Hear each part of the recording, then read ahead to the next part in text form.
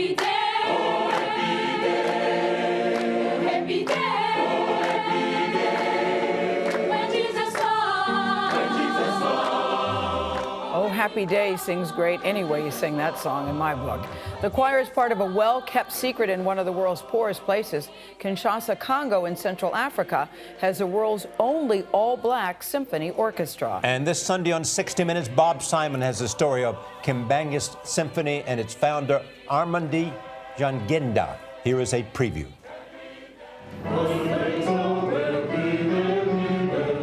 Beethoven.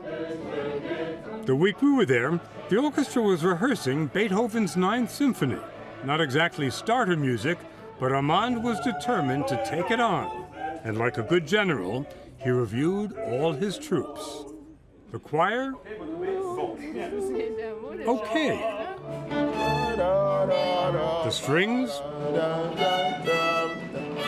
Not bad. But the full orchestra? Not quite. French horns, he said, you're hitting it too hard. Be mindful of the echo, he told the string section. Finally, it all came together.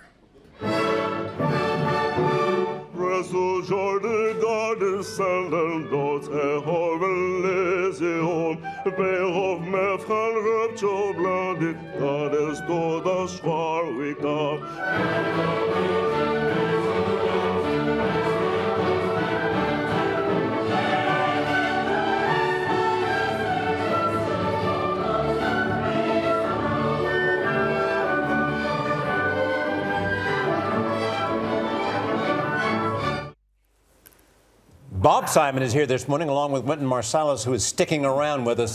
Tell us this story. This is unbelievable. It's amazing. You know, with all us reporters coming to the world, it's really rare that you run into something you hadn't heard about that no one else has heard about. Yeah. This is amazing. There's been war going on in the Congo for more than 60 years, and there have been UN troops down there for just about as long. And one UN soldier, a German UN soldier, ran into this amazing thing in Kinshasa, a symphony orchestra. Goes back to Germany, tells a couple of friends of his who are filmmakers. Yeah. They shoot a quick documentary. Magali Laguerre, my colleague, runs into it. So we're down in the Congo. It's quite amazing. Well, you story and let it sing. Let it sing. Well, you said before we started, Charlie, I was talking to Bob in the green room. He said, I guarantee you it will blow you away. Did it blow you away, Wynton? More than that. We're sitting there with our mouths open. Yeah. Tell us how you felt, what you saw. Well, I feel that it shows something about music. People, another tradition, they speak another language now, the language of Beethoven. Yeah. And the music can teach you so much when you encounter it wherever you are, because it's universal music. It's a universal statement. And the type of love and joy they played with. I got full when I saw it the first time, just the orchestra with their instruments. And Beethoven is one of the few good gifts that Europe has ever given Africa. Hey. So how often do they get to reherse and perform? Who gets to see them? They rehearse every day, and nobody gets to see them. Nobody gets to see them? No, nobody did until 60 minutes. Yes. Until Sunday. Until Sunday, right. They've played with embassies down there, but embassies aren't very good communicators, so the word never got around. And they just, the idea that they would take on Beethoven's Ninth in German. Now, the choir is amazing. Mm-hmm. Yeah. Kids are not born with violins, so it takes them a while to learn it.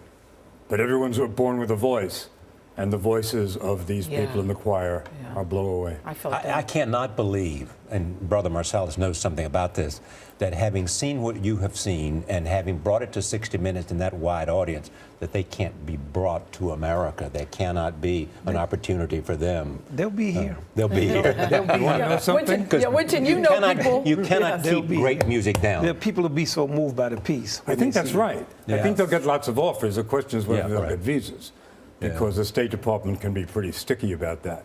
But I sure hope the State Department says yes. Because they're going to get offers, and they should be here. They deserve to be here. Wynton, you raised a good point, though, where you talk about music being universal. Because sometimes I can hear a song and not even understand the language, but it makes the hair stand up on the back of your neck. Right. Would you talk about that? Because I so agree with you. Well, I think somebody like Beethoven is one guy in a room somewhere, isolated from the people in his culture. They knew he was a genius.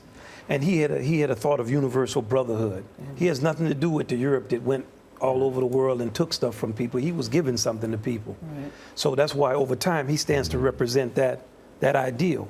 Can you imagine if you've ever walked into a room back in the 19th century and said to Beethoven, listen, Ludwig, they're going to play you in the Congo. Yeah, he probably would have said, yeah, they will. In a word, was there a moment that stood out? Just Yeah, the Ode to Joy at the last movement of the Ninth Symphony. Listen, we've been around, we're fairly jaded, but that brought us all to tears. Yeah. oh boy. Yeah, it's moving. Thank you, Bob Simon. Isn't it nice to be fairly jaded but still be able to be brought to tears? Indeed. I like it. I like it. Thank you, Bob.